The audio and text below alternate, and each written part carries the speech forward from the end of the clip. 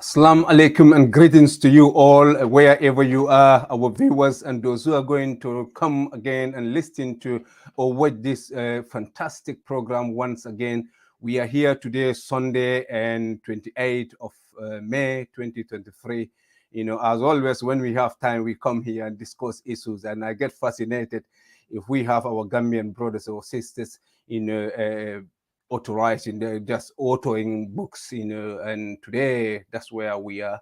You know, we have a fantastic mind, our Gambian budding generations, you know, that we should all be proud of, because it takes a lot of time to come out with a book, especially here in the diaspora, you know, and we considering all other issues, you know, to sit down and put a book together, and then a fantastic book for that matter, you know, that is something all of us should be proud. And I'm proud that, you know, we have our young Gambians coming up with books, you know, and writing things, you know, and writing our own history, and they can see themselves in those histories, in those books, you know, concerning about the issues that happens in the Gambia.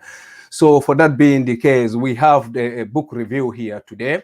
You know, like we have Mr. Alaji Sedikan, Alaji Barrow here once, sometimes ago, you know, when his book came out. And today this book came out, you know, USURPED Still in the Country.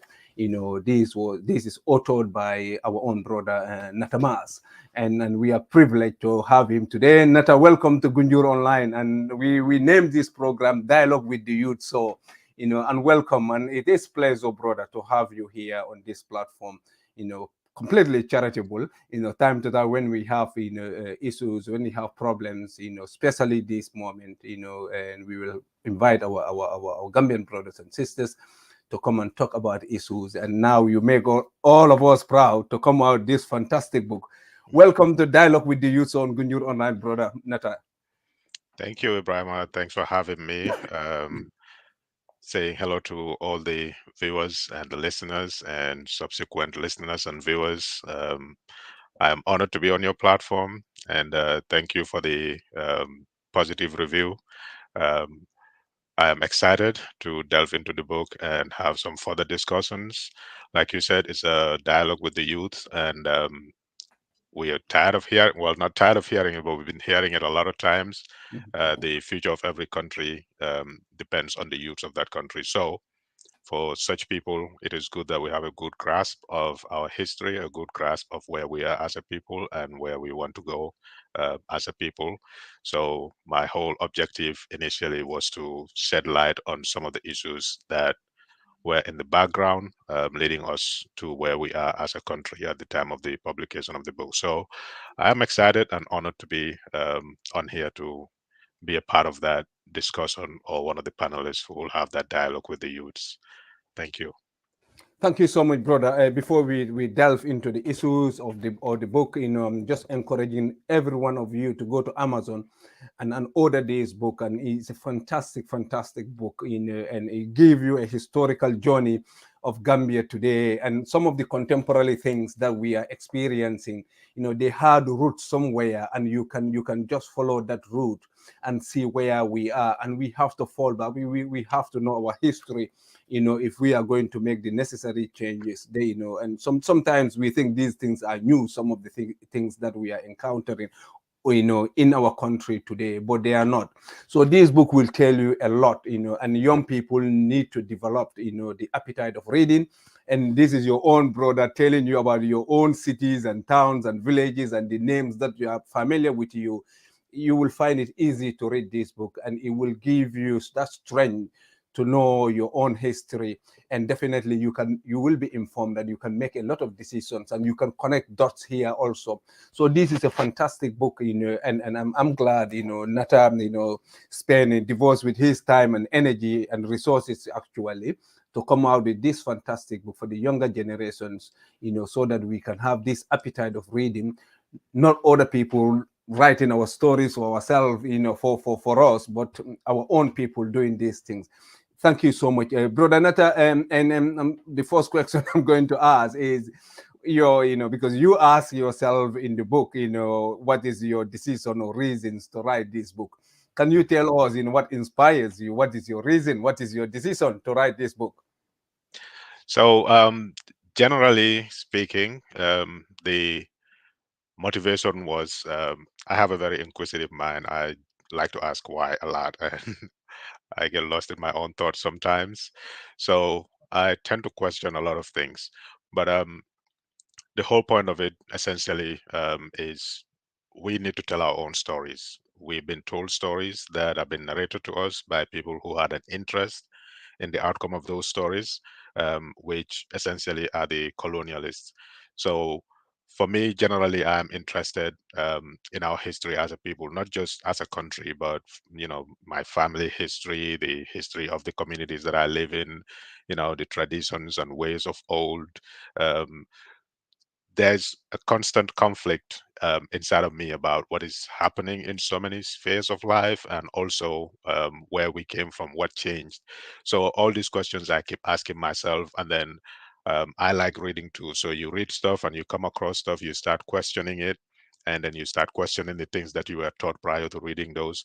So what I notice is our history largely has been relayed to us by colonialists or writers who are affiliated thereof. Not many people took so much interest in the Gambia because of our geography and all that. So putting those claims under scrutiny and looking at them and coming to the conclusion that this really doesn't make any sense, because I know my culture, I know my people, um, not an expert in it, but when you tell me that this thing happened because of A, B, or C, and I know better than that, that would not be a motivation for people to do stuff, then I start questioning that whole notion. So the motivation generally is that we need to tell our own stories, and also to start a conversation, because we have seen how polarized our political space is getting. No modern nation state can move forward without politics. So how do we sanitize it and base it on facts, base it on evidence, base it make it an information-based political process rather than one fueled by affinities and emotions and irrational discussions. So these are the two main things. We need to revisit our history, see where we came from, because, like the saying goes, if you don't know where you come from, you're not going to know where you're going. So we have to take things in perspective. 2020, they say, is hindsight. A lot of things we see happening. The more you dig in, the more you look back in history, you realize these are nothing new. They're just a new way of something that happened in the past. We just have new ways of expressing ourselves or new ways of doing things, but the ideology that fueled these things has always been there. So yeah, one, try to tell our own story, and two, start a conversation around the political issues of our current times. Those are the two main motivations for doing that. Yeah, thank you, brother Natta. What we are pleading to our viewers all over the place, please share these videos, and because the program is so important, not only to celebrate our own brothers, and it's not easy to author a book, as I said, writing is difficult, but if we have our own people writing our own stories, we have to be inspired, and this will, we have to create role models that young people can see and emulate their good things, and there's nothing better than writing our own stories, creating books, where we can see ourselves in those books.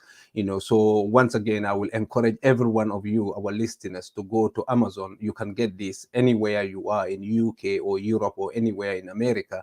I think it's still is available also in the Gambia, and even if you're not going to read the book, please, just get the book, and you can donate it to Gambia University, because we did that, or you can buy two or three and give it to a friend, somebody who you think, is interested in reading and all those things, so this is important. I think my daughters want to read it, so, which is also inspiring, because there is no better way for them to read these things and know about their country.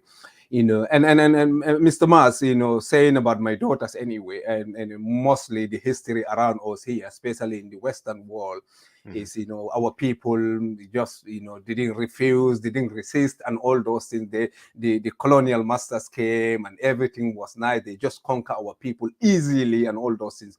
But, reading your book, this is not always the case. Not only the colonial powers, fighting each other, but the native took it to themselves, also, to defend themselves. They were not happy with being colonized, and they tried everything, and they sometimes, they came victorious, a couple of times. And the example is the 1831 Bara War, which also we have, gallant people, fighting and doing everything, and most of the time they will win. Mhm. Although, the power levels are different, they end up defeating them, but they did everything to prevent themselves, to preserve their culture, to preserve their way of life, not wanting people to come and give them, levy unnecessary taxes on them for nothing. and Mhm. and and, and also, you talk about the Soninke Marabu war, because most of the time people will just mask and tell us this is about religious wars and all those things, but, underneath, there are some political, jockeying here and there. So Right. yeah, you can talk about these things, and this will help my daughter here, because probably not me, but my daughter here now will understand how our people have tried, to Right. free themselves. It's not just nice. These people came and they conquered us, and we were all mute, doing nothing, and all those things. And I was interested in the killing of Fode Kaba also, and the role of Musa Molo there. So you can Mhm. quickly, talk about these things, and so that our people can know where our forefathers and because I had one Jamaican, just attack me that we sell them, we sell our people to them, we didn't do anything and all those things. But this book has strengthened my arguments now, Mhm. to argue from Gambian perspective what we did, what we didn't do, to be where we are. And, so go ahead, Mr. Mars. All right. Yeah. Thank you. So yeah, about that argument that you had, or debate with the Jamaicans. So those notions are all there. Like they present these stories to them. They're not just the African diaspora that gets misled when it comes to the history of slavery and the enslavement of African people. Even people back home, because our education system is designed by them and we have not done much work to adapt it or change it to be adaptable to our situation as a people. So just briefly on that, what they don't touch on, for example, is where were the sources of these slaves. um, Out of curiosity, one of the points that I came across was the fact that in Africa we never had a prison system. That doesn't mean that there was no crime in Africa. There was crime, of course, but why didn't we have a prison system? It's mainly because we had different modes of punishing people. For example, in some cultures, if you kill a person and you get tried, they're going to decide what your fate should be, whether you're supposed to be killed, depending on what the relatives say, or whether they're going to put you to servitude to serve that family that you took their relative from them, to serve them for the rest of your life, because you have to fill that void. These are one of the examples. So essentially, those people own you now, and they can do with you whatever they want because you killed somebody in their family. So when slave traders come, obviously they probably might end up selling you. That's not the only source, but that's one example to show that Africa's history is complicated. And if we don't bring our culture to light and start telling those stories to people, then essentially we're being erased as a people because our narrative has no place at the table.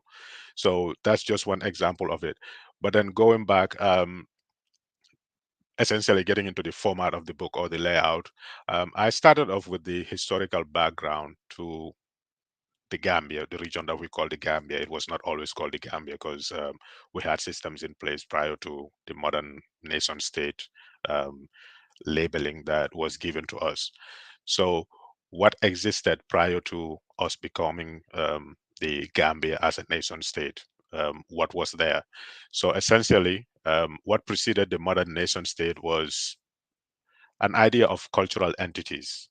For example, when you look at them, they will say the Manding Empire or the Jollof Empire or Fuladu, stuff like that. So these cultural affinities or identities were what created nation states, essentially people of the same culture or similar culture coming together, organizing themselves into a unit or entity, and eventually expanding out. So the moral values and ethics and worldviews is what is represented.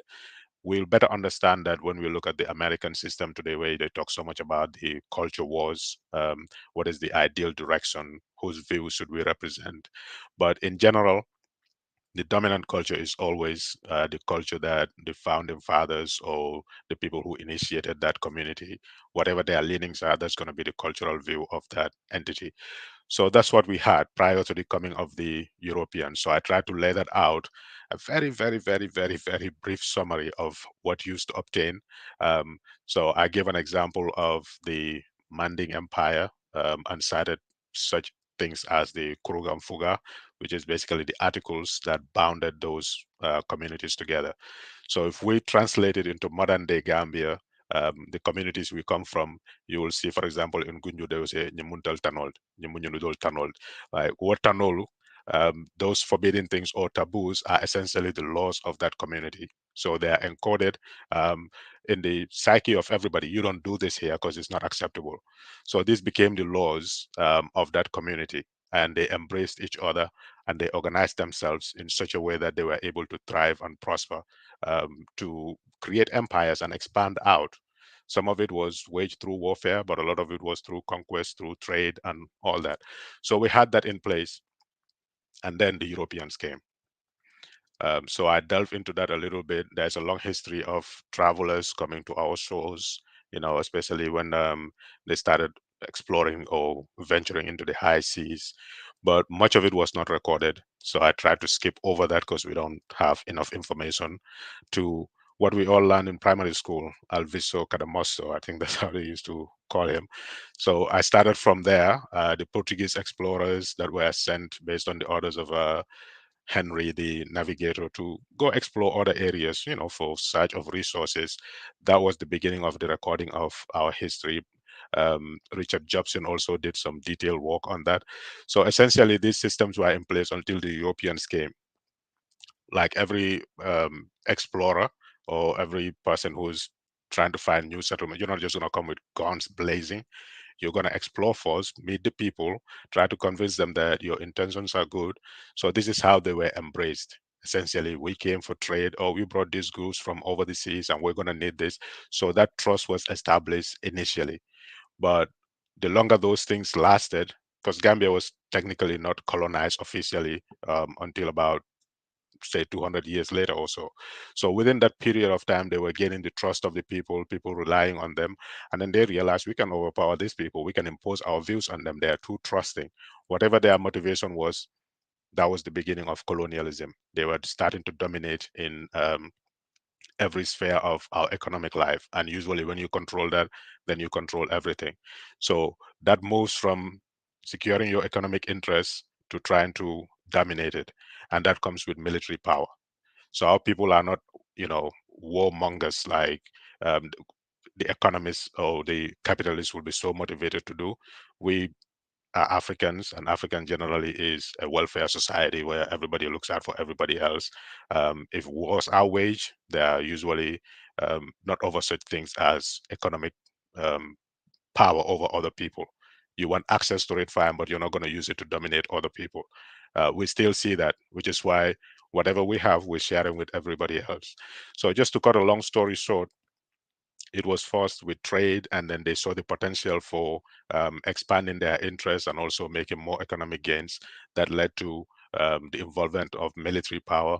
to the point that they dominated our shores and imposed their values on us. So with that gradual imposition of Western values, because they didn't recognize our values, they didn't understand, they didn't seek to understand. Whatever their rationale was, they thought we were just primitive people that needed saving. So they brought their systems of government on us without regard to any of our systems. And that inevitably leads to resistance. Yeah, definitely resistant for that being the case, and I think we need to be informed that our people resisted a lot, and they tried everything to ensconce our values, to keep them going, our traditions and all those things, until some of them militarily were defeated. But along the way, Mr. Mars, the colonial colonizers or the colonial masters, they have a lot of strategies on the table that they are using.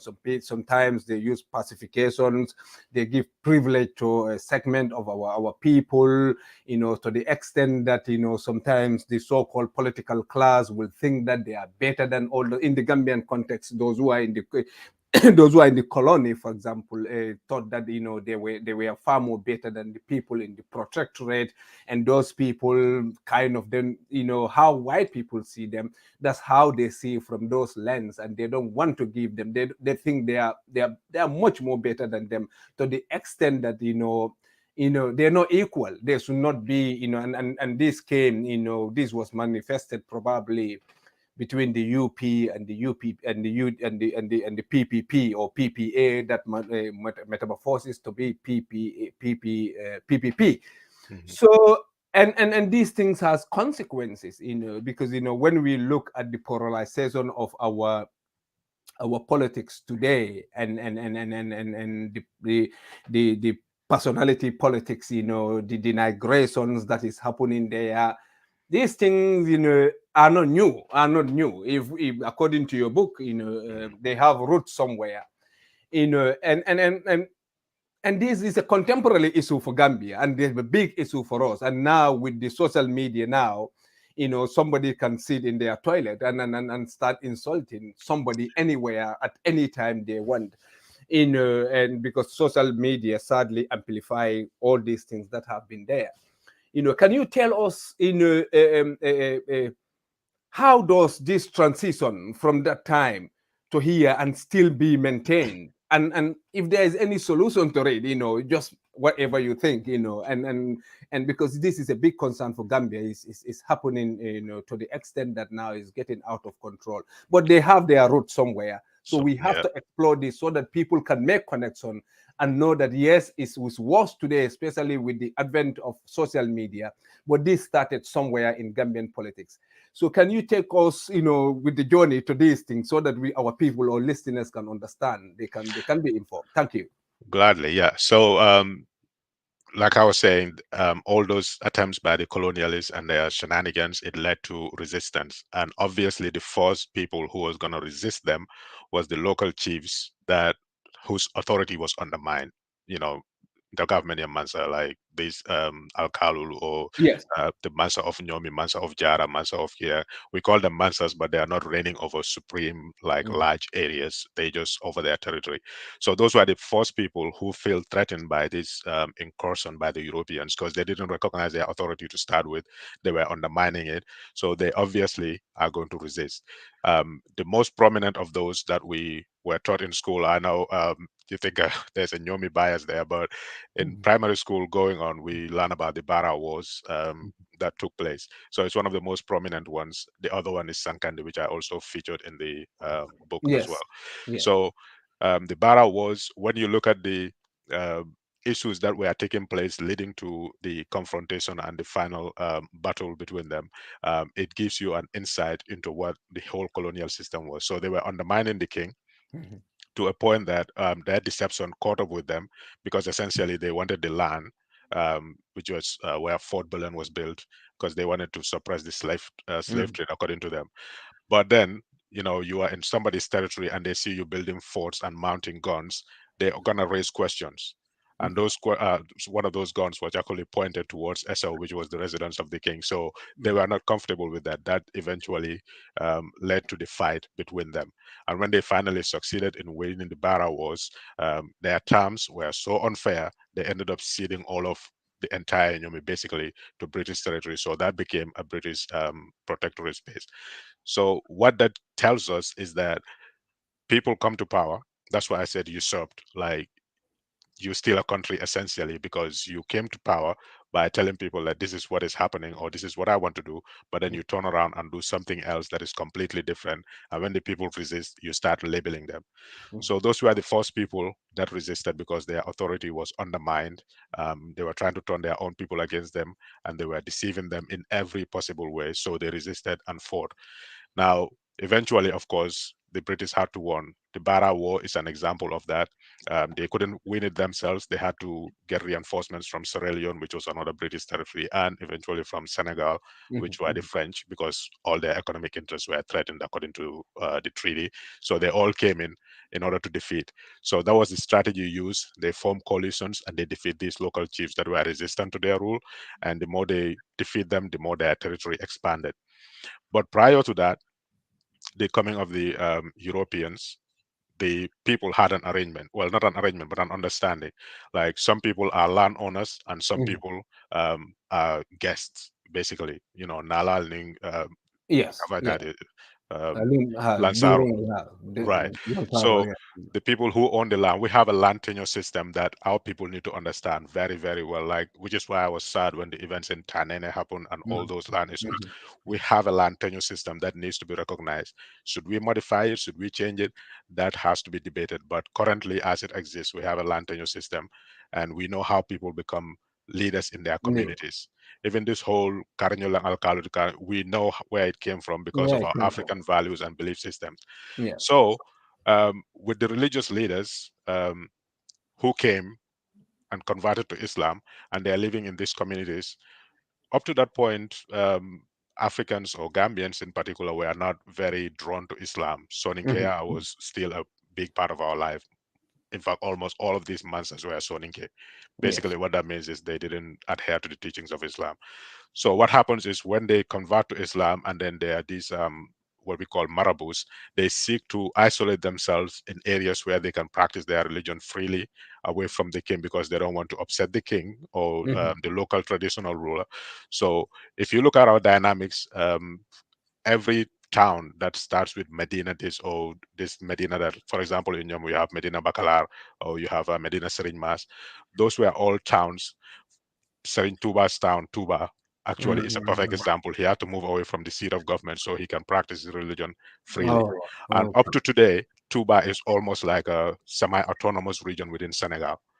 The government's authority is very limited in that region. They regulate themselves. So the same thing happened in the Gambia. All these marabouts, when they came, they moved and formed their own settlements, usually a distance away from the seat of the traditional ruler, where they can practice their religion freely. They will pay their taxes and they pay their dues to the king, but they want to govern themselves and they don't want to upset the king. So Gunjur was an example of that. Sabiji was an example of that. Morukunda, Morukunda, Morukunda, Yeah, all of them. yeah. So Tonyalam. that was the settlement there. That was their land, and they have authority over it. So they were not subject to the authority of the Soninke king, because to them, their mindset was, if they do not submit to my God, I'm not going to submit to their authority. It's as simple as that. Mhm. But the whole narrative that they teach us in primary school, hey, it was Soninke Marabo Wars, they were trying to force Mhm. people to embrace Islam. It's Yeah. not true. Islam was from way back, 635 going on, or however long it was when the Prophet came, sallallahu alaihi wasallam, and then it made its way to Africa. We know Mansa Musa performed a pilgrimage to Mecca. That was in the 1230s, 13th century. Yeah. So a lot of people who settled in the Gambia came from that region, the Manding area, Jollof kingdoms and all that. So they were exposed to Islam. So why would, and Manding Empire had a territory over all these regions, including the Gambia. Why would somebody who wants to impose Islam on their people allow Soninke kingdoms to thrive within their communities? It Mhm. doesn't make any sense. It doesn't make sense. Yes. Yeah. So Mansa Musa, being a Muslim, performing the pilgrimage, still rule over much of that land up to the 15th, 14th, or however many centuries ago, still ruling over them, but they didn't force their religion on them. And that's the way about Africans also. When they conquer, they don't impose their values on you. They just want you to subject yourself to them, yet you're not going to rise up against them, but you are free to be who you are in their communities. They don't impose their values on you. You be who you are. So if you don't feel comfortable, you can move away. So that is the same system this Marabouts employed. We are not going to be Soninke. We're not going to subject ourselves to Soninke kings because they believe in something we don't believe in. So we're going to start our own settlements. So if you look at it, all these Morukundas, they were far away, Wulokono, and people came and joined them. Busura, which is where my father went for his tutoring, was away from most settlements. You usually take long walks before you can get there. Back in the day, and everything is Yes, I know. Cool, yeah. close by, but they used to isolate themselves. So that was the thing with the British expansionists, doing their thing with no regard to local values. They decided, I mentioned it on page 31 of my book about the whole issue that was going on, that led to the Fodekaba wars with the British, because it's all about land. They are encroaching on the land of these marabouts without their authority. And I gave an example. Somebody committed a crime in France and they ran to a territory where Fodekaba was. And what he told them was, I'm not going to give a Muslim up to a Kafir government. So essentially, it's like, this is our territory. We are not going to subject ourselves to your rules. We have our own rules here, and we have no problems with you. Leave us alone. But they didn't leave them alone. That led to them encroaching on their lands, and the people were resisting that land issue. They arrested a lot of them. Most of them were the marabouts that they got arrested. Oh, my thing just went off. So the marabouts that they arrested and took them to jail in Banjul, Ila Talibol Wulta, and they started that rebellion that led to the what they call the Soninke Marabu Wars. So was there a religious element to it? Yes, but that was not the reason why they took up arms, Definitely. because they have lived peaceably with their neighbors. As long as they pay their taxes, the kings left them alone. And as long as they were left alone in their communities, they had no issues with the king. And that's it. But that happened under the rule of Suling Jata. And when they rose up, he was the first person because he was an ally to the British, and he died in that battle. So things escalated from there, and they turned into what we call the Soninke Marabu Wars. But it was all economic. It was all a lack of respect for traditional norms that were taking place in the country. The British have no regard for any of that. And that's what led to, so that was the second form of resistance. So when they subdued that, things took a natural course, and they ended up where we are. That is the fight for independence, where people resisted their domination using the political system. And the first person, when it comes to that, was Edward Francis Small, who was not a politician. He was a missionary sent to the provinces to spread the gospel. But then what he noticed was that the British system was unfair to the natives. They collect their taxes and they don't give any development to them. They basically no benefit. So he came up with the slogan, no taxation without representation. They labeled him a antagonist. They labeled him a whatever names they wanted to give him. He was a troublemaker, essentially. At that time, also, just to make sure they fence themselves in and be secure in their position, the British established a two-tier system where you have the colony area, which were considered citizens. They had all the privileges of a citizen or all the rights of a citizen, and the rest were just protected people, basically. And what we used to say, Kombo Tuba Banco and Banjul, that was the colony. Kombo Santo was not even part of the colony, which is where Gunjur would have fallen in those days going Yeah. on. That was the base, Karasabi. So this was the period that Edward Francis Small was sent into the provinces, and he saw what was going on and realized this is not fair. So his conscience spoke to him, and he started making noise. So they labeled him, and he became an outcast even in the colony area, because the people, the British cannot fight perpetual wars. We are going to impose our will on these people, but we're going to fight them every time they rise up. No. So the people that are nearest to your seat of government who are going to cause trouble, you appease them in some way. If you go to school, we'll give you jobs. Those are menial jobs, like clerical jobs, and little menial jobs that would not amount to anything, no skill or anything like that. So they elevate a few people so that they will be comfortable around them and feel like, oh, these people are no threat to us. So they will not resist against them while they leave the rest of the country at bay. So there was no newspapers, no social media. Like you said, things get amplified with social media. But a missionary like A.F. Small going into the provinces, seeing these things happening, and then writing in the papers, the colonial papers, like this is wrong, that's wrong, and then advocating for those people. Suddenly, they realize that if we don't contain this guy, it's going to lead to a rebellion on our hands, and we don't want that. So they transform themselves a little bit. They learn as they go. We're going to create a representative form of government, but the only people who were allowed in that were the people in the colony. So that's where the political parties came from, the UPs and all that. Those people also know there was no franchise outside of Kombutuba, Banco, and Banjul. So they didn't care whether the rest of the country had a voice or not. They just wanted to have their political parties and have seats in parliament, even if that is ceremonial. So their politics was completely concentrated in that region. Up to 1959, nobody ventured inland. That's when the PPP hit the stands. And their story is something we all need to know. When the British were doing their apartheid system of government, they didn't push education to the provinces, they didn't push healthcare, they didn't, no development. So what that created was that people in the provinces had no access to education, so they couldn't go to school, they couldn't learn. But while the people in the colony had access to primary and secondary education, so they are fluent, or at least they could read and write, and they could help as clerical assistants in the government. So with the provincial natives struggling to make ends meet, because what they tell them is, oh, stop growing your food crops, grow cash crops, and we'll buy it from you. So and they start growing Tiodoku. And then eventually they keep cutting down the price of that. Oh, this has to weigh this much. It's too light. They bring in all kinds of shenanigans to make sure they don't pay as much as they should pay for those products. So the people grow frustrated, like young people everywhere. You compare that to today, people are willing to kill themselves across the Sahara, across the sea, to go to Europe because they cannot make ends meet back home. It was the same. You go on the farm 3-4 months of the year cultivating your groundnuts, and when it's time to sell, you expect to earn maybe, I don't know, 1,500, and you end up earning just 500.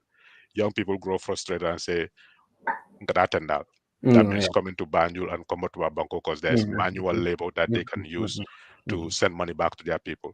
So there started to be an influx of people from the provinces into the Banjul. So not that's there is important. So in the backway migration, even though we didn't like it, we don't like it, but it's a kind of protesting and demonstration that things Yep. are not working. We have to move here and send back, like how our grandparents were doing from the Right. protectorate and all those things. They had to travel, and that was as risky and long and dangerous to go all the way to Banjul. You don't know anybody there, to try and fix yourself to do manual works, labor jobs, and all those things, where people are, they don't treat you, they don't respect you, that you are a human being, or somebody who is equal to them, even in the same country. So Yep. this is very, very important. That's why it's important for us to get this book, really, because it will give us the journey, and we will understand a lot. And sometimes what happens to us, we depend on people telling us stories to the extent that we think we know, and that makes us very, very lazy. Sometimes we don't want to dig, because somebody said this, somebody said, and we are comfortable with that. But if we have Exactly. this book, and dig through, then we will see these journeys. We will compare things, the mass migration from the protectorate, because there was nothing there. And these Right. young people are frustrated. They are working day and night. Nothing is coming out of it. The colonial government is levying this, is changing this. Their money is going down. So young people today, the same thing. Nobody is encouraging this, but definitely, this has to come from somewhere, the cause of all these things. So it's important. Yeah. That's why Idrissa is greetings to you, Natta. And he said, great to have you here. And Maria Majuari, interesting history of the Gambia. So please, share this. If you have anything later on, we will pass it to, in terms of questions, we will pass it to Mr. Mas. Mr. Mas, this is very, very important. So, and yes, you will come there anyway. But the protectorate natives who were condemned, or confined, to subsistence farm work, and all those things, they had to go to the capital, they had to go to the colonies to be laborers, to do anything just to have money and send it back to their people, because farming and agriculture wasn't doing anything to uplift their life. There's no education, there's no life. And here they are, and anytime you have the same people like we came here, and the Gujurians, we were all in the same place, and then we didn't know anything. The fourth thing is ngakafo form. Yeah, Yes, this is to protect ourselves, because somebody got sick and we were scared. Ninyum fata mbulumbe mine kela yama na tekavole formula jang, and all those exactly. you can see the similarity. So you can put yourself in this book. Mhm. Dolmen traveled to Natta all the way to different European countries, and then we can see we're clinging, we are coming together and form associations to protect Mhm. ourselves. So and because of that, something happened. Something happened. Go ahead, Mr. Mars, and explain those to us. Yeah, exactly. So because of the conditions, people migrate away so they can produce. Everybody wants dignity. If you're gonna go away to get it, you were gonna go away to get it. So that's what motivated people to come. Like you were saying, it was a long journey because motomans, yeah, in those days, people Yes. trekked. The motonada maybe once a week or once a month, and then you trek all the way down, and then you come to a completely new environment. But what that created was a threat to the economics well-being of the people of Banjul, because Banjul, when we say Banjul, we're talking about the colonies, not Mhm. Banjul. Well, Banjul specifically, to a large extent, it was the seat of the government, and then Kombatuba Bango doesn't go beyond, I don't know, Joswang and Canifing and Cape Point. So those areas, that was where the work is. That's where people came to. So the economic status of people in Banjul was threatened because Banjul is an island. They cannot grow crops or farm like people from the provinces have access to. So all they rely on is that same manual labor or work at the docks that the people from the provinces are coming. So Mhm. naturally, like we observe here, um, in currently at the America's southern border, there's a crisis there about immigrants fleeing from Venezuela and all those countries coming to try to make it into America. And you have one side of the political debate that is labeling them with all kinds of names, and they refuse to see that these people are economic migrants, or some of them Mhm. are actually running for their lives. They Mhm. refuse to see that. They just label them. Why? Because they threaten the economic, according to them, the economic status of the people of America or the citizens. So the same thing in Banjul, we all work at these docks. So if we start having 5,000 people coming from the provinces to come and do the same job, that means we're not going to have as much as we used to yesterday. So they started being mean to them, calling them names, and people will argue against this. That's the makeup of Banjul largely. They have Akus and Wolofs mostly, but Wolof is the more dominant culture because the Akus are mostly Christian, and there are a small number of group of people actually. So because of that dominant culture in there and the treatment that the people from the provinces receive, they started saying Banyusua, Banyusua. Of course, people don't usually deal with them that much. Plus, they were not doing that manual labor thing. They were mostly clerks because Mhm. of their first language. They had easy access to education. They go to mission schools. They're Christian. So people used to be a little suspicious about Western education because they think if you go, you're going to end up being a Christian and not a Muslim. So they Mhm. rather go to Dara than go there. So the Akus became the people who were more close to the colonial government because of their ability to read and write. So they were not involved in that tussle of, oh, who's going to get the job, who's not going to get the Mhm. job. In Mhm. essence, you can say they're the middle class, and then the jobs were being fought over by the average citizen. So when these people came and their numbers start increasing and they start welcoming each other, like if you come here, your brother wants to come too because they see you build Yeah. a nice house Mhm. or Yeah. you sent a Mhm. car home, like help me get there too. So people started bringing each other, like chain migration. So the people of Banjul feel their economic well-being threatened. That doesn't mean that Wolofs don't like Mandinkas or Mhm. whatever. Their economic status was threatened, and because the people have one identity, like a unified identity of being mostly Aku or Wolof, but their interactions were mostly with Wolof. So the term Banjul Surua started coming into it, and how they were treated. They will mock them. If you read Jawara's book, he used to say when he's walking home from school, they Yes. used to Yes. taunt him and say, Santonko say, Dandanko. stuff Yes. like Yes. that. And our people are dignified people. Those things hurt their feelings to the core. They don't want to be looked down upon. They don't want to be Jutunaya, they don't like it. Yes, So those definitely. things, they grew some kind of resentment in them, that we don't like these people because they don't like us. So they started forming their own communities where after work they will get together, kachal, and create welfare association, just like we do here as well. Just like you're saying in the UK, when you come together, Mhm, oh, let's form an association, and then when new members come, you introduce them, oh, we pay dues, we do this, so when something happens you can help each other out. mhm, That was the condition of our um, some of our parents, some people's grandparents or grand. It's not a long history. It's in the 1950s to 60s, you know. So people like Sanjali Bojang, and they created a name for themselves within those communities because he was, I think he was a driver or something like that during the oh, cooperative years. So he was well known. He traveled around the country. So when people came, these were the main hosts. mhm, mhm, They were pretty much fairly established in the community, so everybody knows them. But they started forming their own association. But since they come from all over, some from Badibu, some from Kombosando, some from Bolonkono, some from Nyomi, they have these little CAFOs to cater to the needs of people from those specific communities.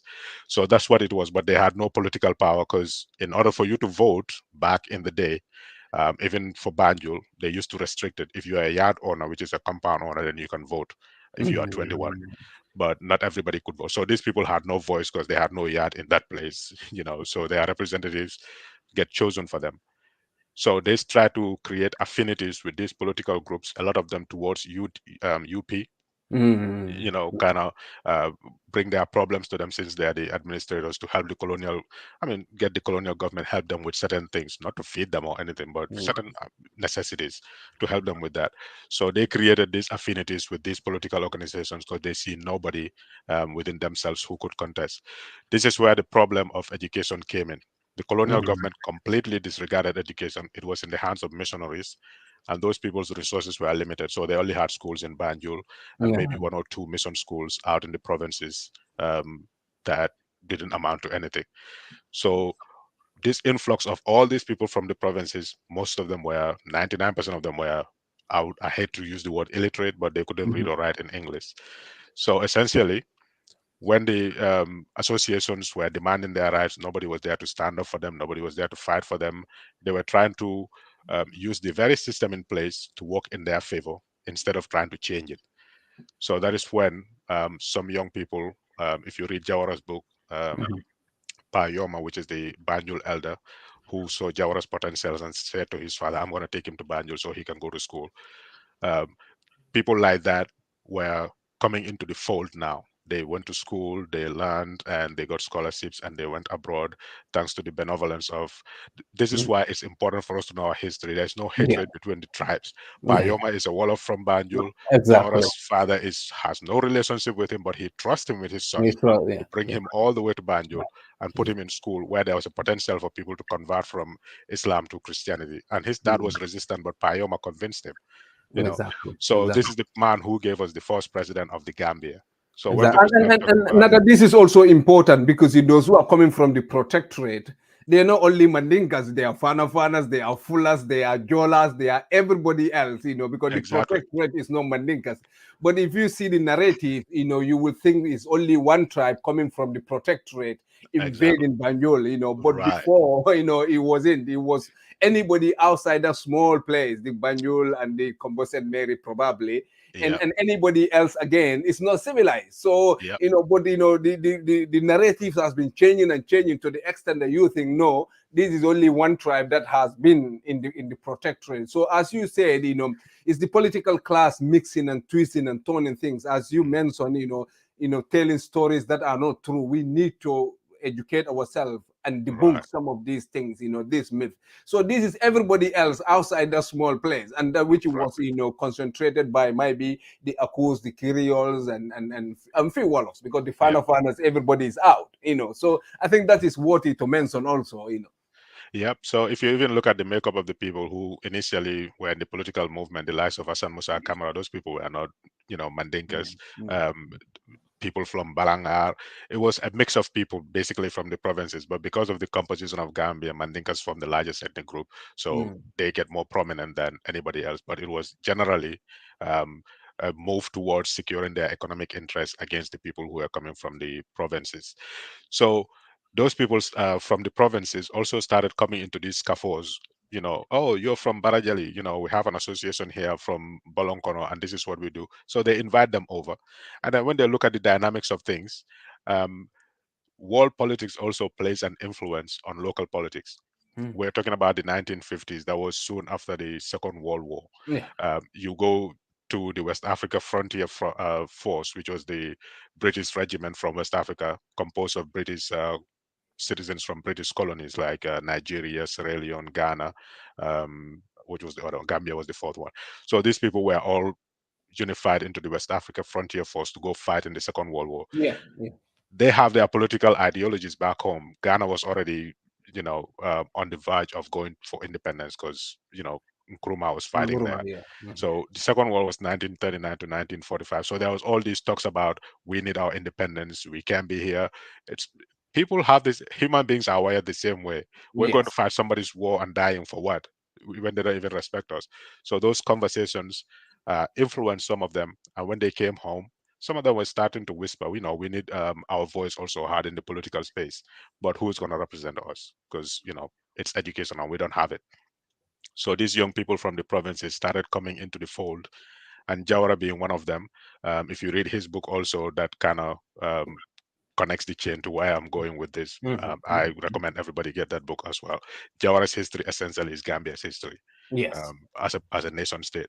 So he joined into the by that time it was called the Protectorate People's Society, and gave them some ideas. Instead of you having all these splinter groups, why don't you unite as one? Because you're all from the Protectorate and you have the same problems. Then let's come together and create one unified Protectorate People's Society, and it will be easier for us to have a voice. They did that, you know, the Protectorate People's Society, and then they started talking among themselves. For example, when you go to Parliament, then I think the family of Simon Madi, I can't remember his name, but I put it in the book, was one Mhm. of the people representing Combo East. They were Yes. basically appointed. Mhm. So that was one argument they had. We are from Combo. We are citizens of Combo. Why can't we be represented by somebody from our own No, community? no, Why do yeah. we have to have somebody who is here only for business interests, speaking on our behalf, who doesn't even speak our language? You know. So and that's where this thing also came from. um, People twist it now to say Mandinka say they own this country. But if you live in Bathurst or Banjul at the time and you see all these political movements, you are excluded. You are not part of it. You just basically live with whatever decisions they made. And then when this whole agitation started, people started saying, hey, nyimuna bankol dan fana wuli ngakele. Okay, yeah. Basically Mhm. saying this is our country, let's get up and fight for And our rights. fight for our rights. That Yeah, doesn't yeah. mean that it's my Definitely. country and nobody else belongs here, Mhm. so let's kick them out. But politicians twisted and said, oh, if you vote for these Mandinkas, they're saying that it's their country. It doesn't belong to you. There's no other way of saying that in Mandinka. This is our No. country. Mhm. Basically, it's our country too. But there's no way of saying that. The only way you can say In is Mandinga. No, "Na yes. Bangkok, nye mun tella la Bangkok," or "Ntele ta nye Bangkok." That's how you can say it. So if people want to twist that to give it a political meaning that it does not have, Mhm, mhm. then it creates a problem. So Yes. because they saw the force in PPP, and Jawara being educated and some of the educated people in PPP, they knew that these people operate on a democratic principle. Mhm, Like they're mhm. not going to rule over you as tyrants because democracy obtains in their country. He's been to their country, he's studied there. So we're going to use their own system against them. If you say democracy, why can the rest of the country not be included in the Mhm, franchise to have mhm. their voices heard? So what we want as a society is that our people in the provinces also need to have a voice. They should be able to vote. So that Mhm. was the first battle. They extended the franchise into the provinces. And when they went to Mhm. the first chiefs meeting, Yeah. this whole idea was so appealing to them that right there and then in his book, they decided, why don't we just form a political party so that we can Mhm. elect our own people? That's how the Protectorate People's Society was transformed into a political party. But instead of a society, now they named it Protectorate People's Party. So Mhm, now it's mhm. a completely recognized political entity with a franchise extended to the country, which is, let's say, 99% of the country was excluded. Now they're already included into the issues they can vote on. UP, Muslim Congress, and all the existing parties now felt threatened because they have no structures, no representation, no reach, or any of that sort into the provinces. So now, Into the yeah, present says, and yeah, PPP was born, February 14, 1959. yeah. Greetings to our viewers wherever you are watching us from, and those who are going to come and watch this program. This is fantastic program, and you can get this elaborate on it and understand it deeply, because when you read, you understand. The book is in Amazon. You can have in when you are in Europe, in America, you are easily access it. If you don't want to read it, or you don't feel like reading things that much, it's not your bread and butter, you can order the book and send it to the young enterprising young people in the Gambia. The universities are there, the colleges are there, where you can give the book to them, and it will benefit them, because we have to read and understand ourselves, where we come from, to understand our history, because you remain a child. If you don't know your history, you remain a child forever. So for that being the case, order this book, get it, read it, or send it to somebody, and not the marginalized people. Maybe initially they thought they're not educated, or they're not literate in English, they are not very aware, but now, coming together now to form the structure, protectorate people's society, and transform this into, the PPP. And with this, a rare democratic culture was born. The whole of Africa also, with Jawara being at the head, in and Jawara is a special breed, in that time, because what will have been appealing and will have been normal was dictatorship. That Mhm. you're going to be dictator, because everywhere in Africa it was dictatorship, one party system. Even in Ghana, Nkrumah's time, it was one party system, and all those things.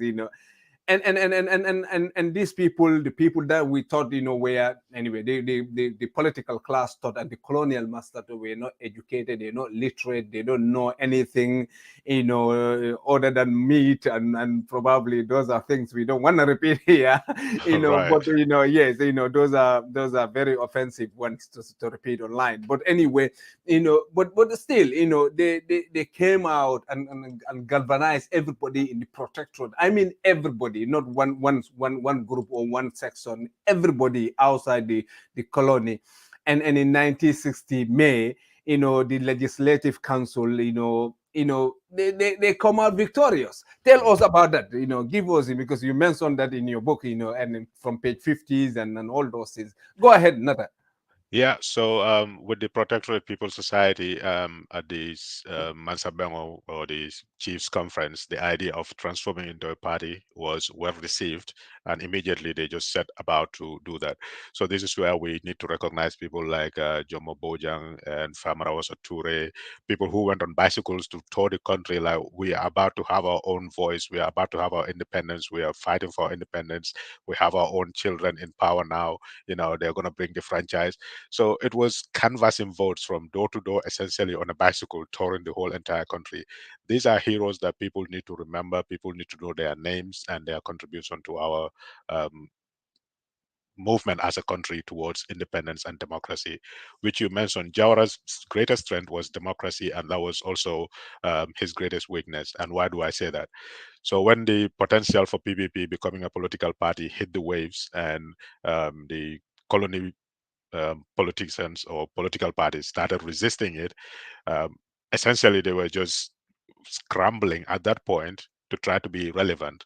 So nothing really could work in their interest. They started this whole tribal nonsense of, these Mandinkas, these, and when they get into power, this is what they're gonna do. They started scaring people. If that sounds familiar now, it's because it happened in the past. You know, people cannot come up with new ideas anymore. We just have old issues, and we find new ways of, advancing those issues. So that was the situation back then. They transform it into the Protectorate People's Society, or they transformed the Protectorate People's Society to the Protectorate People's Party, and with the elections that gave them a franchise, what they did was they were able to acquire so many seats in Parliament that it was obvious the direction of the country was going to be under the PPP, because that's where the leader of the country or the prime minister was supposed to come from. But because of the resistance or the ideas that were actually prevalent in the provinces regarding British rule at that time, they were kind of reluctant to have somebody like that come into power at that point in time when they were not ready to give up their colony. So they sided more with P.S. Njai to be the prime minister, when in fact their own law says he couldn't be. So all these things, that was the time that people said Jawara should stamp his feet and like go all out and be undemocratic. But he bided his time, knew that the democratic process works, and that's what he used to make sure that he became the prime minister. He wrote protest letters, and they even had a conference in London regarding that.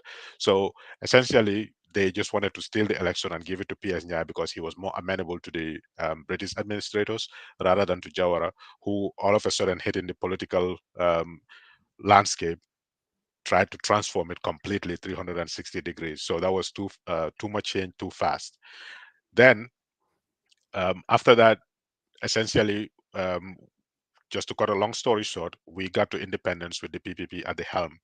So they fought for the franchise and got people involved in the vote, and they voted massively because the other parties have no structures in the provinces. So when they say it's a Mandinka movement, a Mandinka party, before 1959, there was no UP base anywhere in the provinces. There was no Muslim Congress base or JC Vice Party, none of them, Gambia Democratic Congress. So when these people saw that now we are going to be able to vote, we're going to have a franchise, they're obviously going to vote for people who brought it to Yeah, them. yeah, yeah. There's no bias in that. The Omar Cs, the Hassan Musa Kamaras, the The Famara uh, Waskas and Sanjali Bojangs and right. yeah, yes, So you when know, they say it's definitely. Mandinka, they are not telling the full story, because Mm, Buba Balde's dad, Michael Balde, mm, Hassan Musa Kamara, Matthew Yaya Baldes, all of these people's families were part of the PPP, and they were not Mandinkas. mm, But because they see their own sons now assuming or coming to the political fore, trying to gain access to the administration of the country, they were proud and they embraced them. So that led to the PPP forming the government. And then the next step, obviously, was to fight for independence, kick the British out completely, let the people be in charge of their own administration. So from 1959 to 1965, that was essentially the fight to make the Gambia a fully independent state. And even that was resisted. A lot of people say, oh, the Gambia is not ready for that. The Gambia should join with Senegal. And that was the colonial political establishment, yet again, mm, trying mm, to get in the way because they didn't have it their way. So obviously, the Gambia cannot be independent. They can be a province of Senegal or combine the two countries and stuff like that. But Jawara, in his book, also wrote about that, why the need for the Gambia to be an independent country and a country of its own, not affiliated to Senegal, was really important. So if you read the book, it's in there and it's very, very compelling. So the British have no option but to um, subdue to the claims for independence. And that naturally placed the PPP at the forefront of assuming the first government when the British colonial administrators were kicked out. And that is exactly what happened. So this is where I said Jawara's democracy was also his greatest weakness, mm, because he mm, realized that unlike himself, who was opportune enough to go to school, a lot of the people that backed him and supported him, those provincial natives, they didn't have that access to education. There was no schools in the provinces. So 99% of them or 95% of them were illiterate. So the few that were illiterate at the time, the Sirif Dibas, the Sirif Sises, the Asan Musa Kamaras, they were all part of the PPP. So obviously they will be the ones assuming the new roles of government. mm, But another thing that happened at that time was the British administrators, the last one to leave, I can't recall his name offhand, but what he told Jawara was that don't be in a hurry to Gambianize the civil service, because you want to kick the British out. But this is a new country. You need experienced people to help you set up and establish and train people who are going to take over. If you are hasty and you just bring Gambians for the sake of Gambians to fill positions, it's not going to work. So he heeded that. But on the other side of it is the people who put me in power, who voted for me. They are mostly protectorate. They are not educated, even though their desire is to be the ones managing this country.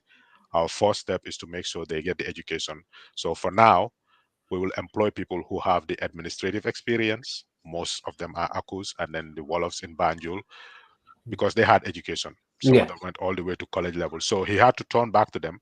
They were already in the system to help him navigate the Gambia from colonialism, that transition to a republic, so that they can stand on our own 2 feet. So he had to rely on the same people. But the fear was already created in those people that if these Mandinkas get power, you're going to lose everything. In fact, during the Mm. campaign period, some of those people who felt insulted and mocked were saying, "Ninja wara ganya da malakoral busral." Yeah, So yeah, some yeah, people yeah. bought into that fear, and Mm. what they did was, once they get into power, they started fencing themselves in with their relatives. That's the beginning Mm. of nepotism. So we're not going Yeah. to create any opportunities for these provincial people, because when they get in, they're going to kick us out. Ah. That Yeah. fear No, factor was there. no, that this is important. I think Idris, brother Idris Ajani. I think he asked this question. What was the role of our local chiefs during the colonial rule? But we will come to that anyway. Selflessness. In the part of Jawara, and he mean well for the Gambia. That's why he had to turn to the people who he knows. Definitely will be very, very, very difficult for them to accommodate. But at the end of the day, at the same time also, the people he fought with, some of these people create the platform to invite Jawara to come in. They are now they are out of the ring. They because they are not educated. But as we say, that what that happened, in what that caused is, these people get in and ring fence themselves so that they can elbow the protectorate people outside, so that they don't have any seat, you know any kind of advantage to the new dispensation that is happening. So Jawara mean well. But anyway, as you said, I think democracy is his positives, and his negative also from the other perspective. Mm. But you mentioned in page 59 7 of your book, from New York Times reporter, that's West African British Weekly, to the Manchester Guardian Weekly. Nobody believe Gambia can make it, other than Jawara, because even within his own party, the message was too rigorous and too unbelievable, because as you mentioned, this is one of the reasons profile that, Passage one he kind of cross carpeted to another political dispensation, albeit short-lived. you Mhm. know what motivates Jawara? Him only him, or anybody around him said, no, no, no, you're going too fast. We can have a semi kind of independence. And Abu Jawara said, no, full independent, even though I'm going to use the experience of the British and the Bajulians and all those things. You know, but what convinced him that this is possible? The Gambia, that he think, we can be independent even though we don't have any resources, we don't have anything, no natural resources, then we are depending fully on the British, but we can make it. Anybody else in the world, disagree, so that must be very, very, very strong. But what did he know that we didn't know? Go ahead. Yeah, so essentially, going back to that, like Jaura was ever an optimist. He never saw things in a negative light. He believed in himself. But going back also, there's a bit of history in that. When the idea was floated back in the colonial days, that when the British were contemplating selling the Gambia to the French, Mm, in exchange for Ivory Coast or some other country, the kings then wrote to him. Tumani Boja actually wrote to the British colonial government and said, if you must do this, then I beg you that you return my father's lands to me. We have no quarrels against the French, our neighbors, and all that, but we are different. So culturally, there was a different political system in Senegal or French colonies than there was in Gambia. So the Gambians were, to a certain extent, used to the British system, and transferring them to the French, that was considered an abomination. They wouldn't want to stand for that. So that same notion, he actually mentioned it in his book, in his manifesto, and I'll quote directly from here, where it says, the Gambia cannot afford to remain much longer in the backwaters of African political advance. While the whole continent moves to the destiny of freedom and self determination, the right place for the Gambia is the mainstream of that movement, side by side with Senegal, Mauritania, Sierra Leone, Somaliland, Ghana, and all the rest. In the political field, Gambia has had a steady and steady development from pre 1947 period of complete colonial paternalism through the 1947 constitution. Then came the 1951 constitution with the elected government. So essentially, what he said at the end of that letter was, "We, the people of the Gambia, have an undisputable right to freedom and self determination. We should be free to negotiate in freedom and equality with Britain, with Senegal, or any other country matters which affect the economic, social, cultural, military, and political destiny of our country. It is sometimes argued that because of its small size and its lack of rich resources, the Gambia dares not claim its freedom. The argument is not valid. Mhm. That argument that the Gambia, because it's poor, is not valid.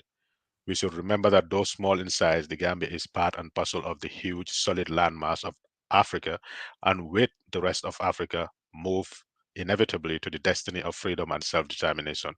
The Mandinkas, the Jolloфs, the Jolas, the Fullers, the Akus, and Sarahules in the Gambia cannot be denied the freedom enjoyed by their brethren across the border in Senegal. It is unnatural, it is unjust, and sooner rather than later it will be resisted." So this was the letter that Jawara wrote. Basically, it was in his independence manifesto. That's why he was actually fired um, Yeah. Mhm. from his government position. So this was his belief.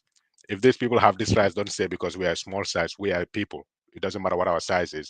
We deserve the same rights. You've imposed your will on us for over 200 years as a colony. Now you're about to leave and just leave us to the wind. It's not going to happen. We're going to stand up and fight for our own rights, just like our neighbors in larger countries. So that Yes. was essentially his argument, and he won because it's compelling. The man was a diplomat, he was a Democrat, he was smart, and he knew how to use words.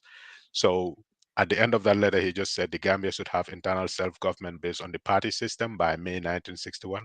This should be followed in 1962 by the fulfillment of our destiny as a people and as a nation, independence. So to him, after 1959, 3 years later, he wants Gambia to be fully independent. And Mhm. this was like, yeah, we're not ready for this, Yeah. according to Yeah. the local politicians. So a lot of things were thrown in there.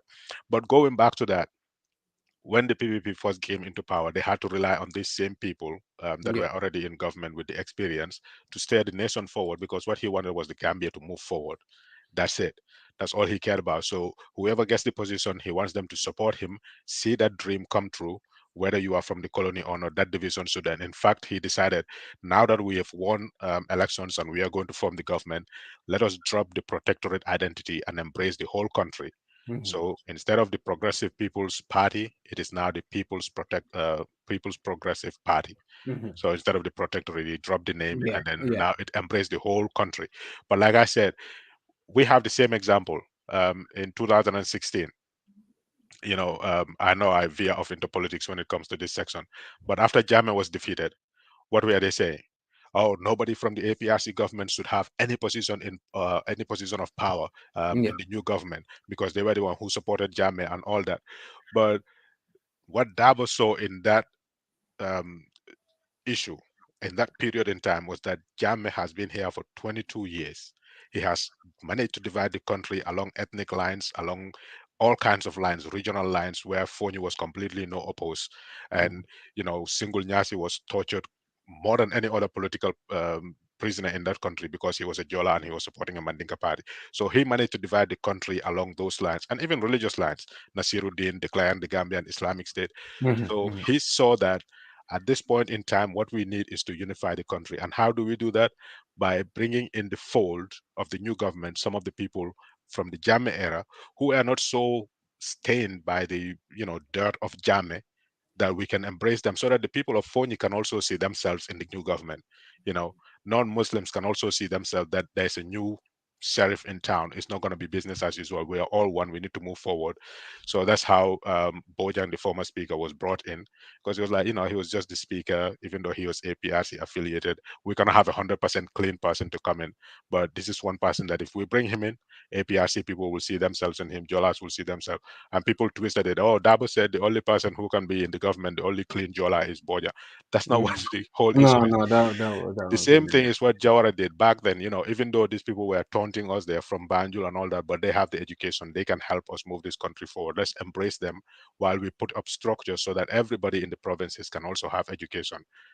And they turn around and fence themselves in.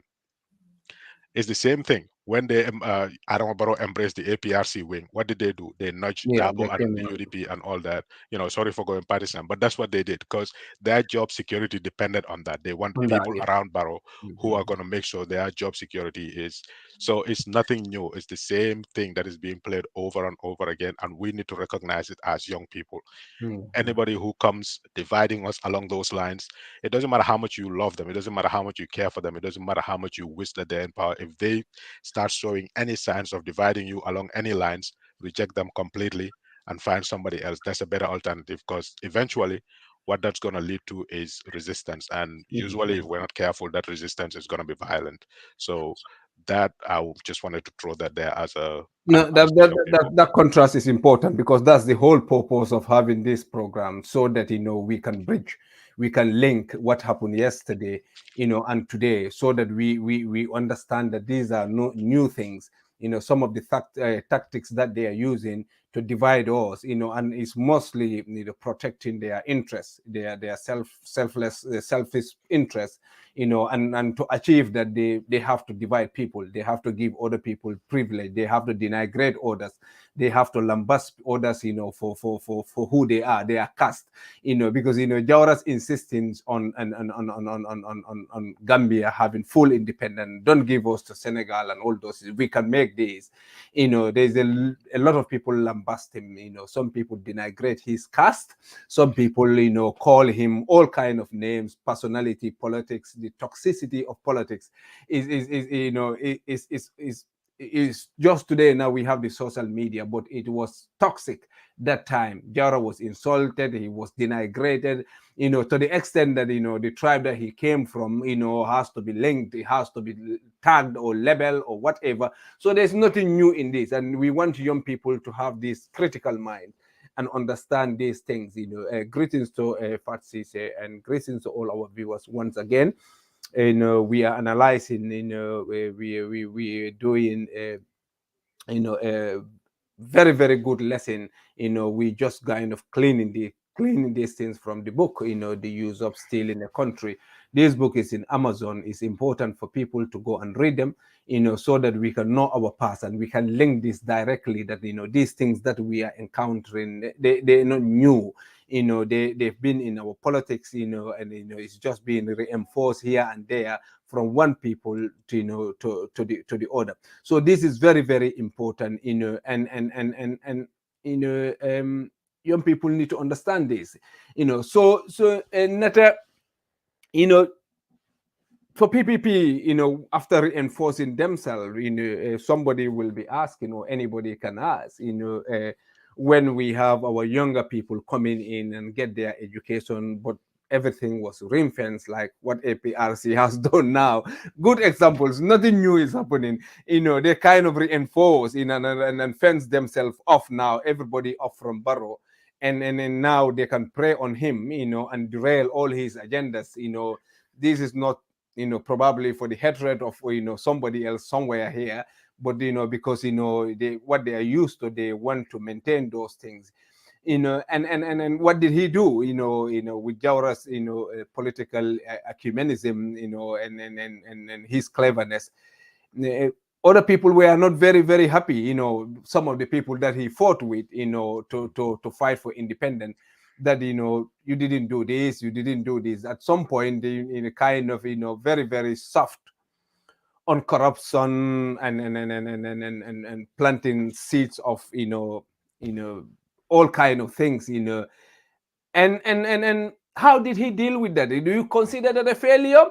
Because in terms of corruption, like corruption, malgovernance, I think you mentioned this in page 42. Self-enrichment at the expense of public took root, and the new masters generally view the concerns of their fellow citizens as backward and not progressive enough. And for some reason, Sadauda, just ignore it, and so that's why when we have all these corruptions coming up again, we should link these things, because this is the institutions, very very very good institutions, promising ones that might catapult Gambia to another level, has been razzled down because of corruption, and this happens during the era of PPP and on the Jawara. I know he's a Democrat. He won the courts, the rule of law to go here and there. But Mr. Maz, I was reading Li Guang's book, and his approach was different in terms of corruption. He was very forceful on Mm. corruption. He has to nip the corruption on the boot, before it started dominating and going out of control. Do you think that was a failure for Jawara? Yeah, part of that statement I made earlier about democracy being his weakness as well. That's part of it. So he's essentially battling two ideologies. He's from a traditional background, very conservative Gambia. So stuff like what we would say more Malundo, he was too shy to go for that. So if you watch Ajay Yamseka's interview on Ken Fatu, I think it was some time back, she was mentioning it. Even if somebody was accused of being corrupt or mismanaging funds, Jawara would send them home, maybe suspend them for a little bit, and then they come back, or they redeploy them to a different area where he thinks they are not going to have access to the funds that they currently have access to for them to mismanage it. So in his own way, he was trying to balance that act of not shaming people, because Alpha Lamuidi, and also making sure that they are not being corrupt or corrupting institutions that were overseeing.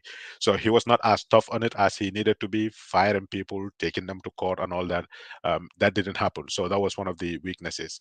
And he had a hands-free approach to how departments operated. Audit yourselves. I'll get the audit report, or set up your accounting, whatever it is. I don't want to micromanage. And to a certain extent, that is right. He doesn't need to do that. He's the president. He doesn't need to be in every department figuring out what they're doing. But that was a weakness there. So while that was going on, people were noticing it. Development agenda, things get lobbied. For example, the issue of a Muslim high school that came in the 1970s. Banjul already had Gambia High School, which prior to that was the Methodist Boys High School. There was St. Joseph's High School. There was St. Augustine's High School. There was all these schools in that little Banjul island, and no school other than mission schools or Armitage High School being in the provinces. So when it was lobbied for the Saudi government or the Arabian, whichever Middle Eastern country was going to sponsor to build a school that would become Muslim high school, people expected it to be, somewhere around Brikama or beyond, so that the provincial natives will also have access to education. But it ended up being built in Banjul. So that also created some um, really deep-seated resentment. Like, why is everything supposed to be in Banjul? When we voted for this government, we can't get positions, we can't get development. For what? So there was a lot of sentiment going on within the party. People were getting frustrated. They felt like Jawara was not doing enough, that he betrayed them. So they were looking for a way out, and Serif Diba actually had a falling out with him. So naturally, his natural course of action was people thinking, okay, now there's somebody in the corridors of power who hears us. We're going to rally behind him. So they pushed him, and he formed his National Convention Party, and that started the first main effective opposition against Jawara. Just a mere 10 years or so after independence, 1975, I think that was when it was formed. So people rallied, and if you look at it, the same people that were resentful and angry about how things turned out after independence were the people that rallied behind Save Diba. Bakau was one of them, Badibu, Kiang, Jara. All throughout from those 1970s to 1994, Jawara struggled to maintain any lead in those areas. They were completely owned by Sirif Diba. So, which is why when people turn around now and say, oh, UDP is a Mandinka party because they win in these regions, learn your history, figure out how things started. People have needs, they have interests, they have wants. If they don't get fulfilled, they're going to veer away from you. So in that process, also these people developed a reputation of, oh, they're opposition party strongholds, opposition party strongholds. So they become voices of resistance against the status quo. Every country needs that. So they maintain that status quo. Even Janneh struggled in those days, and he started labeling them, oh, you don't like me because I'm not a Mandinka, but they didn't like Jawara and he was a Mandinka. So there's this whole narrative. When people dominate a political space, they become the targets. When we say, they say, oh, Mandinkas are not the only people in the country. Yes, we get that. But when it comes to politics, they dominated in the First Republic, in the march towards independence. So obviously, when there's any political attacks, it will feature them a great deal. But that doesn't necessarily mean that, when we say this is unfair, we're crying victimhood. No, it's people not understanding issues, jumping in and making commentaries that do not help anybody, and we end up where we started. At the beginning, people start resenting each other, people start hating each other, people start calling each other names. But that was the process. People were looking for a savior. And some of it also, the snippets, when you look at the TRRC, it came out when they interviewed the permanent secretary, Ministry of Defense, at the time of the coup d'etat in 1994. Mm. Some of the soldiers who were giving accounts of what was happening, they did say, there was resentment when it comes to the army because positions of the officer corps were mostly people from Banjul, people from what used to be the colony, Kombotua Banco.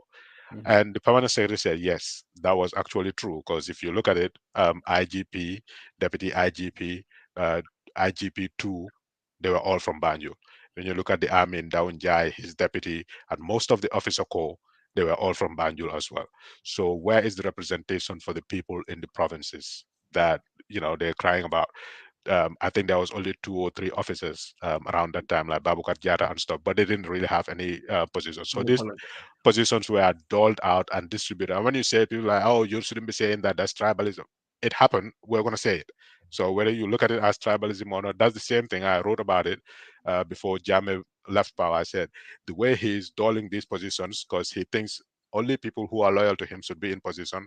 What he's going to end up doing is just getting Jolas in positions because he thinks only Jolas are loyal to him. So when the change comes and people started removing these people from positions of power because they know they are not um, capable or they don't have the requirements to man that position, and we're going to remove them, all you're going to say is like, oh, this is Jola, they remove him. He's Jola, they remove him. He's Jola. But when it was taking place, nobody paid attention. That Yeah. was like, look at what's his name? The prisons director who couldn't speak. Collie, Yeah, something David Collie, Colley. yes. David Collie, yes. That man has no business being anywhere near managing anything. Yes. So if you Yeah. remove him, obviously, and then people started looking at, oh, he's a Jola, and they removed him, and this person's a Jola. So it's going to create that animosity. People will feel targeted when that, in fact, is not the case. The Asulo fetal or Aturo fetal journal, when it was not supposed to happen, when we Mm. spoke out against it, you say, oh, people are jealous. That's what the Gambian civil service mentality is. When you speak out against the injustice that they do, they say, oh, they're jealous. That's why they're saying this or that. But you don't see what you're doing wrong, which Mm. led to all this resentment, which is why in 1981, Kukoy launched his coup because people were frustrated. The political route was not working. The same problems that were there that the independence movement promised to change didn't happen. Somebody was making a joke at some point and said one of the elders in their village used to say, I'll tell you independent, because nobody saw any benefit out of it. Yeah. Independent. Still now the same problems we had are the same problems we have in now. Independent Mm. women, because they Yeah. didn't get the concept of independence, but they Yeah. knew the promises that were made. So that frustration was there. That's why Kukoy took up arms and decided to end the, socialism influenced him to a great extent. Mm. If government is there, it needs to benefit people. But he's from the provinces, so that same resentment he actually Yes. Yes. Mm. contested in the NCP parliamentary elections. He couldn't win, so they were frustrated with the political route. They're like, you know what, we're going to take up arms, and Mm. that kind of jolted Jawara out of what was going on. Uh, you are doing this and it's not resonating with the people, so change is needed. So they started that transformational process, but it was not too much impact. The same thing started happening again. People were scared for a little bit after 1981, Mm. so Mm. things started working out a little bit normally, and then they fell back to their old habits again. But Mm. that Yes. eventually snowballed into 1994, where the same scenario played out again. If people remember right, when Yahya Jammeh first took power, he did say something to the effect a Mhm. patriot Mhm. rose up in 1981 to change the government. He was Yeah. praising Kukoy. In fact, Yes. Kukoy was invited to the Gambia in those Exactly. early days. I remember we were at Gambia High School and he was being driven past, and everybody was like, oh, that's Kukoy coming from State House. Because Yahya Jammeh saw a hero in him. because they share the Mhm. same ideology. We are from the provinces, we are left out. Sana Sabali made the same revolution at the TRRC. So these things are there. We shouldn't ignore them Mhm. and No. pretend like, oh, we're attacking people or we don't like them And because of their I, tribe. I agree with you, Natta. And OJ emphasizes at TRRC about Yaya Jammeh's comment that, we don't have school bosses, the big Mhm. bosses will come. But, he want to lampoon him for those and telling him, my dad worked for this and all that. But that's not the issue. The issue is, people should not be left out because he came, aggrieved because what is happening, the injustice in the society. So to contextualize this is what Kukweha said. This is what Sana, the Edwards, and all those things. We know their stories, that people are saying. This what went with them, and they were very, very, very uncomfortable. I'm not saying people should envy people for this, but the injustice, the corruptions, Mhm. like what is happening in the country today, that needs to be contextualized, so that people can try, so that we can have a fair system, a balanced system, that people are not going to be driven into this funny situation and funny thinking, whenever they have the opportunity, they last on people. Greetings to Abu Bakari, my old uncle, is incredibly educated. Manata, we cannot finish the whole book. I think maybe later Right. on when we have time, this Okay. is sometimes, you easily get carried away with the flow because it's very, very educative. But the last one is, when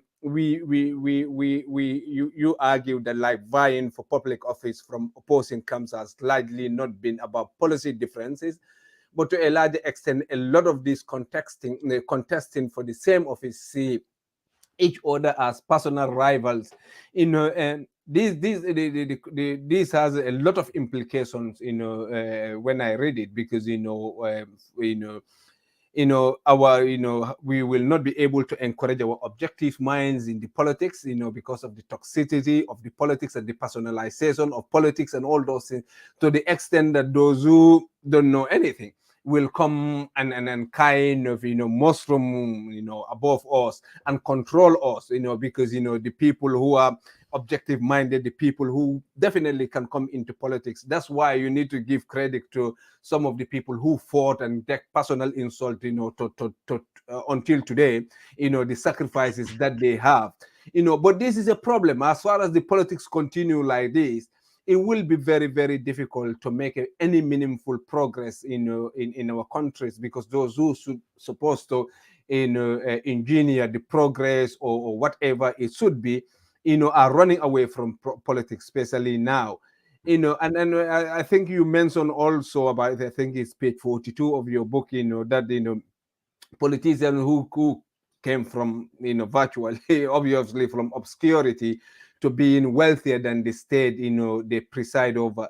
And this do happen today. We've seen people from nowhere, just within 5 years, they become very, very rich, and all of this is this these are the people younger people will see as role models. Tomorrow, when they get into politics, this is kind of what the same thing that they are going to do. And it's happening in Barrow's time, Yaya's time a lot, and now it's happening in Barrow's time, quickly. How can we stem this, and what is the ramification for this? This might not come from your book, but generally give your thought, and we can conclude, we can stop here.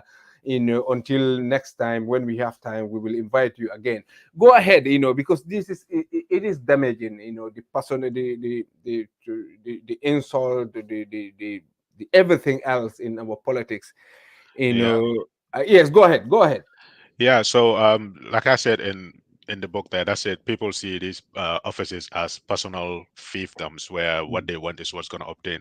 The most recent example was when Barrow went to URR and telling them that Mama Kande should have supported me, but he Fadia, I will tell him that it's Mhm. not your personal property that anybody should just come on board.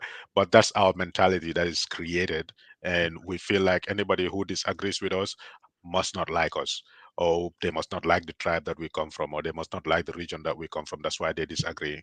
But what is needed is self-reflection. Why are people criticizing me? So take that into account, even if you're not going to admit it in public. When you do the rectification, people will see the change that, okay, this person actually listened and they took this on board. It's hard to admit that you made a mistake, Mhm. but that's the problem that we are facing. Everybody thinks that when they are in positions of power, that belongs to them, and people should just, fold and follow them. That is Mhm. not democracy. If anybody understands it, it means that you yield to the will of the masses. Where the majority is, that's where your direction should go. Even if people voted for you in office and then they decided that, this is what we want, they protest against it, make the necessary changes. But for us, it doesn't work that way. People get into power, had nothing before they come to power, and then suddenly it's an enrichment spree. Yajame went in there and built Kanilai, made it a city. Mhm. Mhm. Barrow is now there doing the same thing in Mankamankunda, while Banjul is degraded, and you have a mayor that you're supposed to work with. You cannot work with her because why? Mhm. She belongs to a different political party. What's the point of democracy then if everybody just has the same ideas and they believe in Exactly. the same thing? Mhm. It's not going to work that way.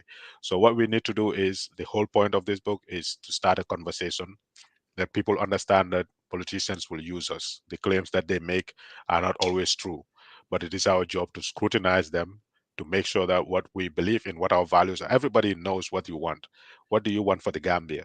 I want to live in a country where I can get up in the morning, go to work, have enough money to feed my family, have enough to save or do whatever other project on the side.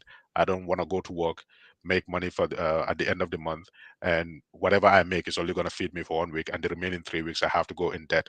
Mhm. Nobody is going to develop that way. So Mhm. we all want that. Now look at the policies and programs of the various people that present themselves to you. This is what we're going to do for you. If that appeals to you, now look at the character of the people that are telling you this, whether they are trustworthy people or not. But we start with the people first. I like this person. It doesn't matter what he does. And when people say what they're doing is wrong, it was the same thing with Yaya Jammeh. He's killing people. Oh, they don't like him. Is these UDP people. They hate Yaya Jammeh. Turns out he was actually killing people. He's raping people. Oh, they're just lying. Turns out he was doing that. All these things. When people are talking, don't let your ideas be formulated for you. Be curious. Find out what you need to find out. Don't let other people do the thinking for you, because they're gonna influence you to their own way of thinking. So what you need to do is essentially do your own thinking, do your own research, and if things appeal to you, then you go along with that. I'm not going to tell anybody support this party or that party, but what we can all agree on is that when Barrow first came, we all rooted for him because we were tired of the killings. We were tired of people not even being able to trust their own family members in their own homes. You cannot complain to them that, oh, the bag of rice is expensive, because that means you are against the IJAM, and you don't know if the NIA is going to come pick you up because Mhm. of that. Mhm. People start targeting each other. We all got scared, so we got tired of that. We kicked him out. The expectation was that he will understand where the country was coming from and make every effort to steer us away from that into a new direction. But it looks like it's more of the same. That was manifest for 5 years. We all saw it. Nobody needs to tell anybody that this is what has been happening. We all saw it, cuddling up to the same people that we kicked out. So, what is the next solution? Get rid of him. It doesn't matter who you think is going to do a better job than him, but we know he failed. And when we say that, it's not entirely political. They have a political party, yes, but they're also the people in government, dispensing our economy, making decisions on our behalf. And if none of that is working for you, then they're actually failing us. So make a decision for yourself. Look at what is happening around you. Don't let other people influence you. Oh, I'm from this party, my person is from that party. If you're supporting a government because your relative is in government, what about the person whose relative is not there? Mhm. We are not free until all of us are free. So if that person is still struggling, it's still the same Gambia. That potential of what happened in 1981, repeated in 1994, repeated in November 11, and then in all along the line, it's still going to happen. When we start viewing this as personal properties, and we cannot take it out of the hands of those who have it through the democratic process, people are going to resort to using force. Because if the only people who benefit are the people in power, then everybody is going to try to get power now, whether they can get it through democracy or through force. Mhm. So for the young people, understand where we came from. Whenever you hear a comment in the political space, don't just go with it. Do your own little research, and the more you reflect on it, the more you realize that, in fact, what they're saying is not true, because this happened in the past. Here Mhm. we are again, they're doing the same thing, but are they doing something that is benefiting me? Let's think about the women who go to the gardens, the vegetable gardens. They're not asking the government to come and help them. This is Gunjur. why is it that they cannot make enough out of that vegetable garden to be able Yeah. to take care of their families?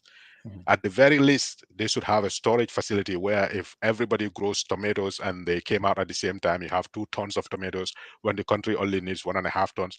The other half ton, you should be able to save it somewhere securely so that when Kani Jamano Sita, because there is some left in storage, but everything perishes. If you cannot do that, why can't we have open up the country for people to come and invest in? But what did they do? Oh, this person has the resources, but they support a different political party. So Makonyelale in any way that we can. That person's resources and their development is not going to come. And somebody outside sees that and says, you know what?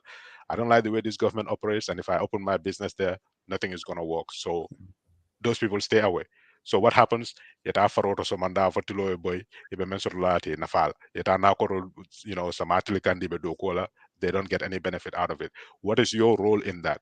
Make sure the people who are denying them that opportunity out here, the richest people are the farmers. So why Yeah. can't our farmers, they don't have to be rich, but they should be able to live a dignified life. They don't have to go to work every single day. Somebody is 35 years old, Nyajibe Kamra, he's 55 years old. Wallahi, Why? wallahi. Because of Sembedoku. The government is not providing anything. Coming there, Ngasilodoku, you wouldn't want to drive on any of Gambia's roads. So all these things are staring us in the face. What we need to do as a people is take ourselves out of the situation of I like this person. Let us be critical. You can take a side, but when you see that things are not going the way they're supposed to go, you can always change those sides. Like for me, I view myself as independent. There are some leaders that I don't agree with here, that are on the left, and some that are on the right. But when I go to vote, what do I vote for? I look at the future of my child. What kind of country do I want him to grow in? Because for me, I can make ends meet for myself. But what kind of country do I want? So I'll split my vote. I'll vote for one presidential candidate and vote for somebody else for the Senate. That is from a completely different party. So you can maintain your party affiliations, try to correct things on the inside. But when you know that my party chosen candidate is not going to deliver, or we have given him the trust and he didn't deliver, you're actually helping him by removing him from that power. Let somebody else come in. So I think essentially, let's think for ourselves. Let's not consume everything that is given to us. Let's scrutinize and challenge people. That's how we're going to go forward. Yeah, thank you so much, Natta. Once again, thank you, our listeners. And the book is in Amazon. If you are in Europe, in America, get this book. Get this book. Read it. If you cannot read it, get the book and send it to people or institutions in the Gambia, learning or educational institutions. It will benefit because, as we said, you need to know your history for you to grow because you will remain a child. If you don't know what passed yesterday, politics of incorrect statements, politics of patronage, politics of transaction politics, if you like, they have no place in our country. We need to divorce ourselves with this. I like this individual. You have to like the country because what is happening, you should be in a better position to know things are not working for you. If you as an individual can afford these things, know that your grandma, your mom, your aunt, your sisters, or your neighbors are languishing in poverty, and these are not from God. They are man-made. And these are political decisions that our conditions are as how they are as a people. Young people are running from the country in large number. That in itself has an implication for the development of the country. It has implications on our sisters, on our daughters in the country, because they will bereft of husbands and all those things. There are poverty that is happening in that place, the collapse of the health system, the economy, and the cost of living crisis, the inflation. Every indicator that you can touch is out of control in that country. To cap it, we have endless corruptions, and we have if people fail, they resort to the lowest of the law. That's to divide us on tribal lines, to divide us on regional lines, to divide us in religious lines, and especially sometimes I get baffled. People who are in Europe, what it takes to develop. In UK, for example, some of the prime ministers are 3 months or less old, but they're not serving their purpose, and they just change them. Let's change for the benefit of that country.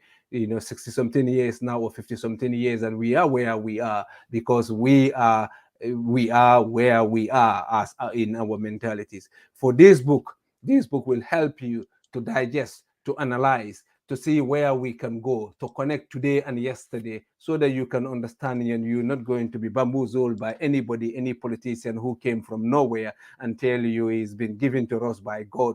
God never voted in our local elections, in our presidential election. It is us. And we have to, open ourselves, to the interest of that country, because once Gambia develop, wherever we are, we will be respected. We will have a better life wherever you are.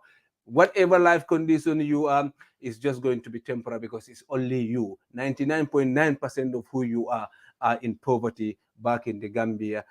Poverty, maybe they have their rices, they have their benefits, but the health system is not there, even if you have the money. So let's think, let's analyze, and this book will guide you. Thank you to all our listeners. Thank you to everybody else, the producer and our CEO, Lamin Janneh, the team of Gunjur Online, Uncle Abubakar and Ebrima, and special thank to our brother Natta for dignifying us with his presence today. It is our pleasure, Natta, that you give us your time to come and do this fantastic analysis for our viewers. Appreciate it, brother. Thank you so much. When you have time, we will bring you here again to do the rest of the book, that we will do. We will cover the Yaya part and, of course, the Barrow part also. Thank you so much, brother. Thank you so much. Have a good night in America. Thank you. Thank you very much. I appreciate it. And thank you to the listeners all. Thank you. All right. Thank you, Natta. Thank you so much. Greetings. Right. Yeah. Gambiana.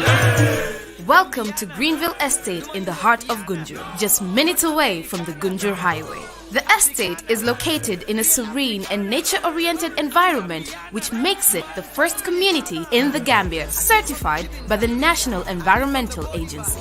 As part of our Going Green initiative, beautiful trees grace the landscape as you drive into the estate, and we are planting even more trees. Go green and own a piece of our Greenville dream. With 673 plots of land available, you can purchase a plot today and start construction immediately. Find your next home at the Greenville Estate, an affordable estate that suits any budget.